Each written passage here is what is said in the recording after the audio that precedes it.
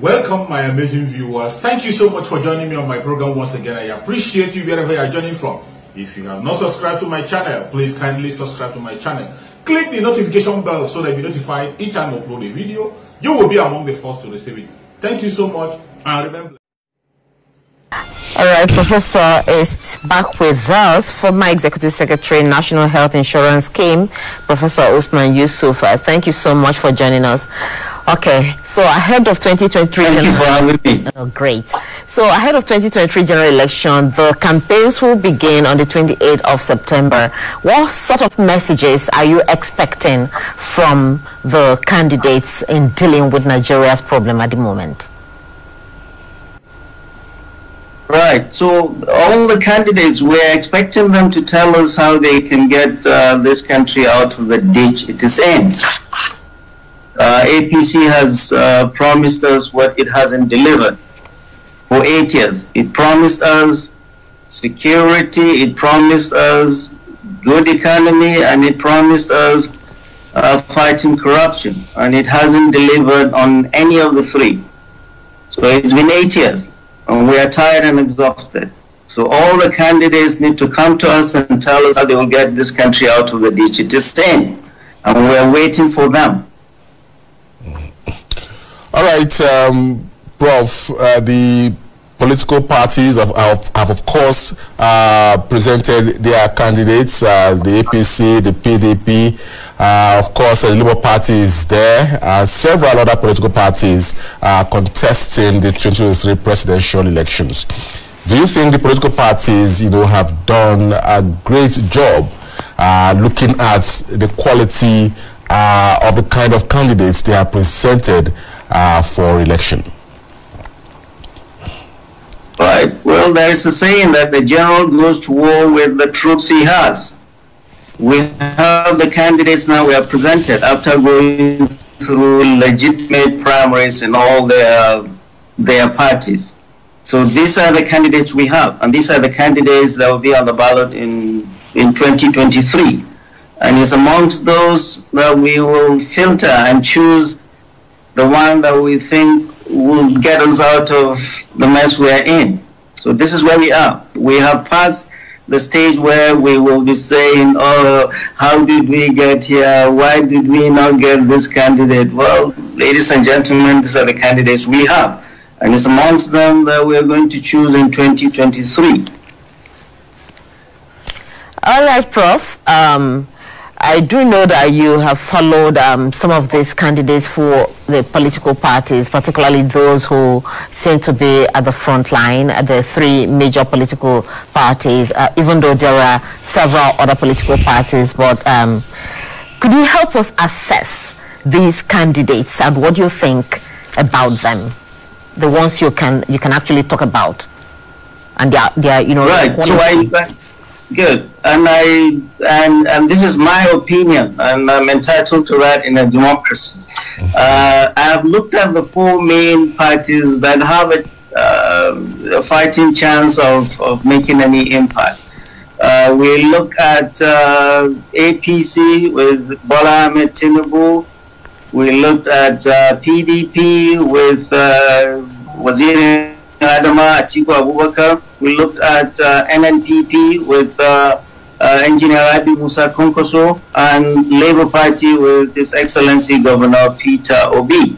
And I assessed each one of them, and I looked at, well, let's look at Labour Party and Peter Obi. And I've said it, all these four candidates are honorable men. You will never hear me do all the negative campaign you see on TV. That's not me. We'll be campaigning on issues, and it will be respectful. Peter Obi is a phenomenon we haven't seen in this country. The positive of it is in the Southeast. Southeast has been on fire for a very long time. There has not been a single leader, a single elder in the Southeast that has been able to calm this restless youth. IPOB, ESN, doing all the violence they are doing. Well, here you are, you have a politician who's been able to bring them into the fold. They see hope. And we have noticed there has been a reduction, significant reduction in the violence. It's been very unfortunate, the incidents that happened to the senator. We shouldn't be seeing that in a democracy. But overall, the violence in the southeast has quietened down since Peter Obi came on board. And we see a lot of generation of interest all across the country and even abroad. He's out there in Toronto, in Washington, D.C., and in London. But the honest truth is the crafters of our Constitution were wise men and women. For you to be the president, for you to win the presidency, you must win 25% in at least 24 states across this country. The honest truth is, can Peter Obi marshal that 25% in 24 states out of the 36 states? The honest answer is no. But it's good that he's bringing these kids into the fold, into the political fold. Instead of them thinking about Biafra, now they're talking Nigeria. So Peter Obi, the honest truth is that he cannot win this election. He needs to reach out. His reach is not wide enough. Let's talk about Engineer Rabi Musa Kwankwaso, NNPP. Engineer Kwankwaso has been a great grassroots politician, two-time governor of Kano State, former Minister of Defense. Look at what he's done, creating NNPP in a few months. Look at the followership. Again, what will go against him is that he does not have the spread. He cannot muster 25% in 24 states out of the 36. This is the honest truth. He doesn't have a shot. He needs to align and meet with other people. Let's look at APC. Bola Ahmed Tinubu. What can you say about the Ashwaji himself? He's straddled the southwest and Lagos, particularly politics in this region for the past 23 years. We haven't had this kind of politician since Awolowo. He's done very well in Lagos, in that region. He doesn't have the reach. And he is the father or grandfather of this party called APC. So this election that is coming will be a referendum on APC. Nobody in APC is going to absolve himself of the mess they've put us in. So they have to answer for why the security is where it is, why our economy is where it is, and why corruption is still blossoming. No one can absolve himself. What he's done in Lagos is great, but will that translate nationally? Another big issue I have with the APC is this Muslim ticket. And I've written, Muslim, APC Muslim ticket is neither for God nor country, but for self. It is essentially to accommodate the lifetime presidential ambition of Bola Ahmed Ashwaju Tinubu. And all the people that are pushing for the Muslim ticket, the Muslim APC northern governors that wanted to push the presidency through the south, they were not doing it for God, Jesus Christ, or Moses. They were doing it for self. And there is this group I didn't know existed, the APC Christian group. Well, they came after the election. These were the same guys that were pushing for Tinubu to be the candidate. Their calculation was they were going to be, since Tinubu is a Muslim, then he's going to choose a Christian from the north, and it should be one of them. That was their hope. Well, they didn't get it. They have lost. And since they've lost the calculation, they picked the cross now as the champions of marginalized Christians of the north. So fellow Nigerians, I want you guys to not be bamboozled. APC is not going to play religion on us. They have lost on these three major issues they count. They are not going to bring religion to us. The north, the southwest does not know diversity. 100% Yoruba and Muslims and Christians. Southeast does not know diversity. 100% Igbos and Christians. The north, we know diversity. The south knows diversity. In the north, we have lived in peace with our fellow Christians and Muslims throughout the lifetime of this country. Kaduna State alone, we have over 53 dialects. So what APC Muslim ticket has done is essentially alienate a large, substantial, and very important part of the population. What are you going to tell them? They are given this bogus and insulting reason as competence. No, fellow Nigerians, it's nothing to do with competence, but it is for soft. And fellow Muslims, do not be bamboozled. This has nothing to do with Islam or Muslims. Islam teaches fairness. Islam teaches adultery. Islam teaches leadership to be responsible, and they haven't been for the last 8 years. So they cannot play religion on us. Do not divide us, especially in the north. Divide between Muslims and Christians. We are not going to allow that. It's not a natural, balanced ticket. We have seen that all across this land. People are very religious and they take their religion very seriously. So what are you telling Christians when you exclude them? Everybody feels excluded in this country, and you're further alienating and broadening the chasm between our people by bringing religion into this. We are not going to accept that, and that is why we are raising our voices. So the candidate I'm supporting, I've never been shy, will be the Waziri Adamawa, Alhaji Atiku Abubakar, because like I've said, Nigeria is in the ICU on life support. It's not the time you call a house officer a rookie. It's the time you call an experienced doctor to take care of this patient. And that doctor will be Atiku Abubakar. He has been there. He is a courageous man. He is a unifier. We don't want somebody who is just on the ballot because Amy Lokan, it is my turn. It is everybody's turn. Everybody has a right in this country to aspire to the highest office of the land. There is no sense of entitlement. We are looking for a competent, courageous, healthy leader, visionary leader, a leader that will unify us. This country, this 2023 election is more important than 2015 or 2019. In the north, we have seen what we've never seen in our lifetime. All the 6 geopolitical zones are on fire. Insecurity. Our people are poor. The infrastructure they said they were going to do, we haven't seen it.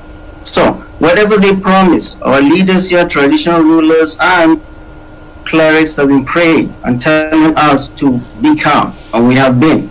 The day has come when these politicians will come to us and tell us why they want us to elect them.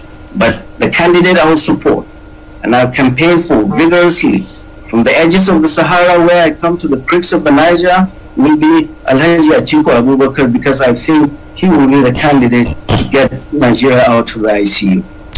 All right, Professor, of course, brilliant analysis. I think you've analyzed the personalities and chances of about 4 of the presidential candidates, NNPP, APC, LP, and of course the PDP. But Prof, let's look at the thinking out there. Let's look at what the young people are saying. Of course, the young people have the population. They constitute about 70% of Nigeria's over 200 million population. And for a while now, they have been clamoring for a generational shift in power from the older generation of Nigerians, of course, to the younger ones, believing that the older generation of politicians may have run out of ideas on how to tackle the myriad of challenges facing the country at the moment.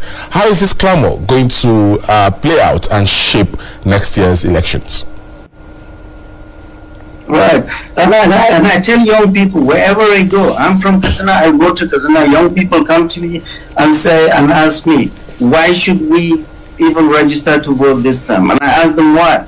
Well, we voted our son for 8 years and this is what we're going through. A third of my state is under siege. We've never seen IDPs until this government came in. So why should we even vote?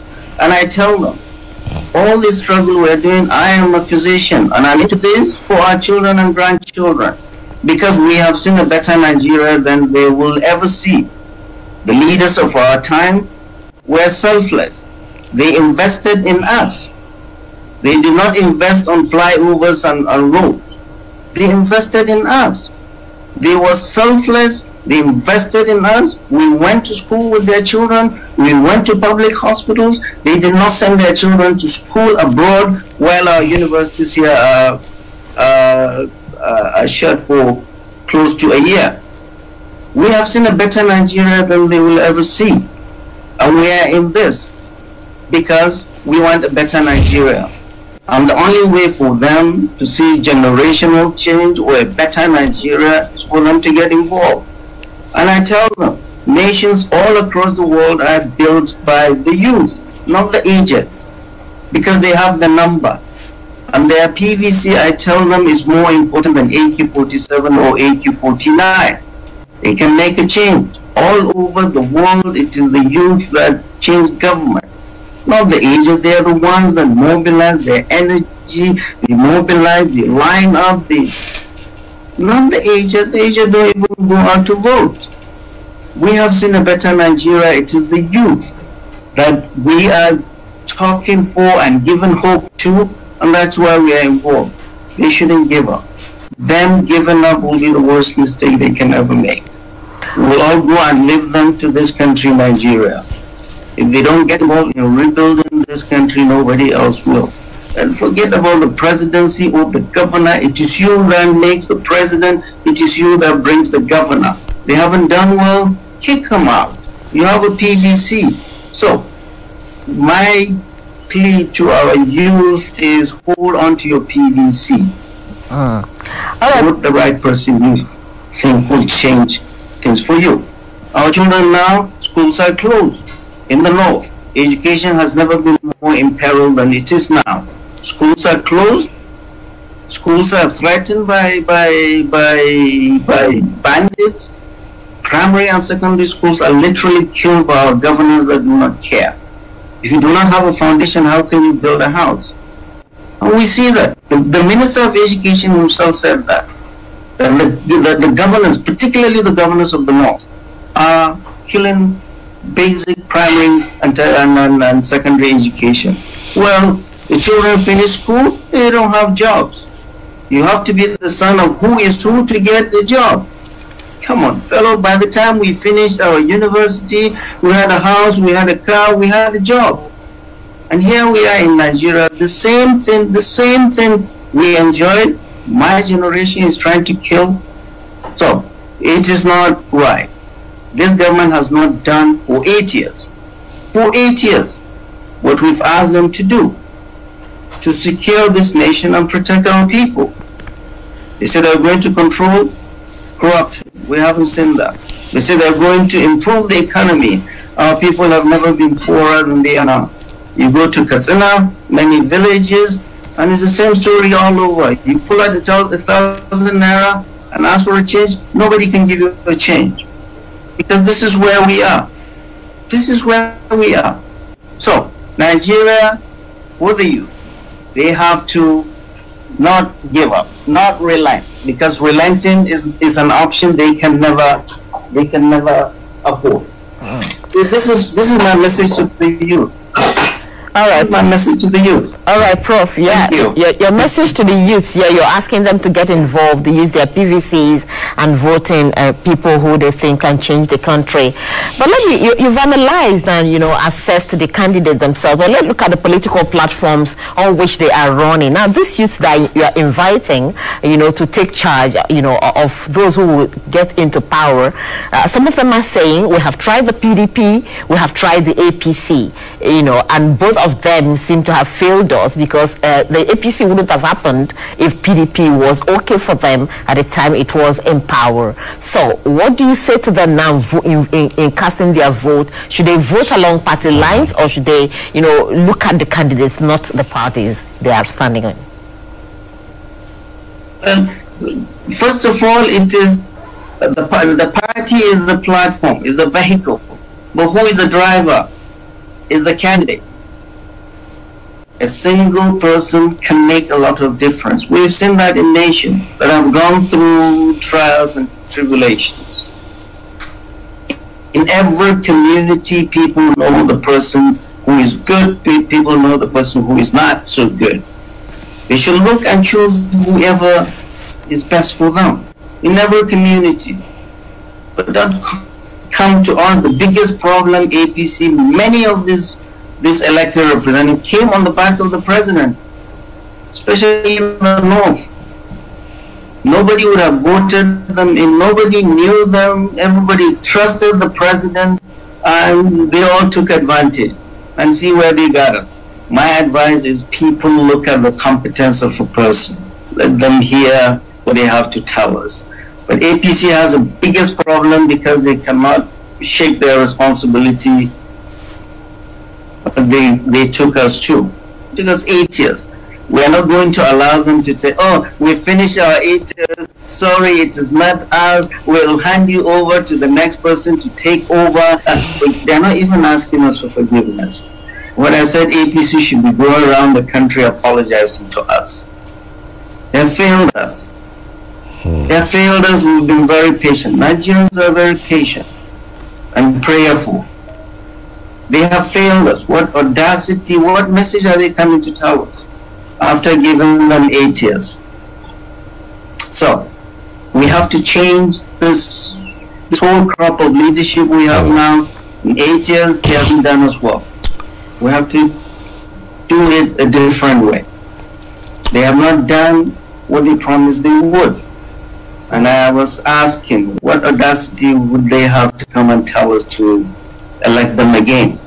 On what basis? I don't know if Nigerians have noticed. They are not campaigning on the record of the APC.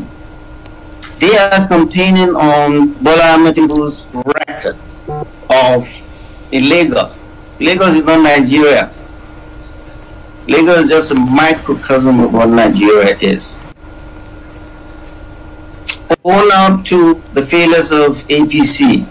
Bola Ahmed Tinubu, your father and grandfather of this party, that has failed us and needs to apologize to Nigerians. That is my gripe. And the Muslim ticket is neither for God nor country but for self. And it's all part of the deceit, to deceive and split our people. We're not going to accept that. Come and tell us what you're going to do for us. But yes, I don't see APC being accepted in my part of the country. Thank you.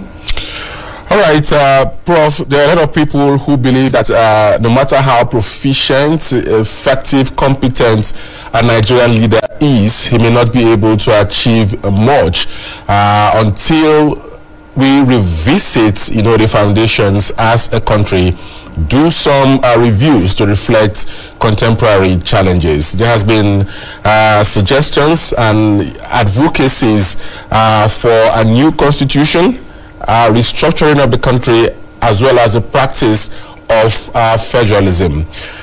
How do you think the next Nigerian leader should approach these very crucial issues? Right, and if you ask people, if you go to 99.999% of people, Nigerians, they don't even know and they don't even care about what the Constitution is, or they don't know restructuring, they don't know this. It is you and I that can talk in the media or television that are talking about this. And I'm asking, how will the changing the Constitution, take care of the problems that ail the North, insecurity? I want somebody to tell me that. So, all this restructuring, rotation, the Constitution is just coming from the elites. It's not going to solve Nigeria's problems. Nigeria's problems is our leadership. We've had leadership. I am a beneficiary of the northern region. The University, Ahmadu Bello University, nobody has built anything better in the north. A university that has produced president, vice president, ministers, judges. This was done close to 60 years ago by visionary leaders that cared about us, invested in us. And you go to the southwest, the same. What Awolowo has done is still there. You go to the south, is same. So, and now people are saying, oh, let's do this, let's do this. We've had 23 years of this. What has it given us? The First Republic was short. How many years? But we're still benefiting from that. And they don't, this crop of politicians will not have enduring legacies for our people. And over 80% of the problems in this country are caused by governors. Governors. It is not the president that builds schools. It is not the president that builds hospitals. It is not the president that pays state pensions or the teachers. It is the governors. All 36 governors. The richer the state is, the more corruption you see. But you go to all the 36 states and measure what comes in and what really is on the ground, you don't see much. You don't see much. Their idea of development is building flyovers and tarmacs. Whereas underneath those are homeless children. There are over 30 million homeless, over 10 million homeless out-of-school children. Majority of those are in the north. What have our governors done? Oh, they're building tarmacs, they're gentrifying the capital city, they think that is development. No, development is human development index. How many children have better grades? How many, what is your infant mortality? What is your maternal mortality? What is the state of your hospitals? The state of your schools? How employable are your children? How many of your children are out of school? How many of your children are in school? Our governors do not care. And it's all across. It's all across. We blame President Muhammad Buhari because he's the president. But over 80% of the problems in Nigeria are caused by governors. So fellow Nigerians, a governor is more important to you than the president. They have emasculated local government. So there's nothing to do in the local governments in the villages. Nothing. He has all the money in the capital city. He doesn't do anything. He builds flyovers and bridges and he thinks that is development. No, it isn't. Development during our time, we didn't have bridges, we didn't have all these flyovers, and many of these governors and ministers enjoyed the same thing we did. We went to school together. And we went into the world and competed favorably in some of the best institutions in this world. From the village primary and secondary school we went to. So, governors have a lot to do with this. You can restructure, you can split this country into a million parts if you do not change the leadership that occupy those government houses and the Senate and the House. So you can continue talking all the big grammar. What are the members of the House or members of the Senate been doing? Look at their report card. We see corruption in federal agencies and they are surprised. Hello, you guys are supposed to be the ones to oversight them. Have you been doing your job? No. So fellow Nigerians, don't bamboozle the ordinary person and think the constitution is the problem. Oh, restructuring is the problem. Oh, this is the... No. First of all, we Nigerians that elect people, that we don't ask them questions, we bear full responsibility for what they do to us. We must elect people that will get us out of this ditch. 2023 is the most election we have in our lifetime. And we must not forget that we must do the right thing. And the youth, we are doing all of this for you. We are doing all of this for you. You must get involved. You must vote the right person. Don't sit at home doing TikTok thinking things will come to you. All right, Prof. General Yakubu retired when he became the head of state. He was 31. Alfred Diatis Pitt, the first military governor of Rivers State, was 27. General Gowon retired. General Murtala Mohammed was assassinated at 38. These were young men that fought for this country and held this country at the prime of their lives. And this country, and I tell everybody, this country was built on the sweat, blood, and tears of those that came before us. We are not going to allow any politician now, or any person or group of person, to split this country for their own selfish interest. That's why we are all involved. We must all get involved. I have been all around the world, and I see the promise of this land. The promise of this land. That's why we are all involved in this struggle. 2023 is a very crucial election, and we must elect somebody who is going to correct the mess of the last 8 years. APC has not done us well, and we cannot hand ourselves over to the same people to repeat the same thing. All right, Prof. Thank you. All right, a good one to leave it at that. Thank you so much for your time on the program today. We've been looking at. Thank you so much for your patience to watch from the beginning to the end. I hope you have learned something from the video you have just watched. The video you have just watched is to bring information to your doorstep and for educational purpose. It is not to demonize anybody. Let us watch continuously and see who can be able to make a sense out of every nonsense we are seeing. We must continue. We move. It doesn't matter what they do. It doesn't matter what they say. They will kill us. We will kill them. At the end of the day, Biafra is here. Thank you for watching. If you have not subscribed to the channel, please kindly subscribe to the channel. Click the notification bell so that you're notified each time I upload a video. You will be among the first to receive it. Thank you and remain blessed. Bye-bye. See you again.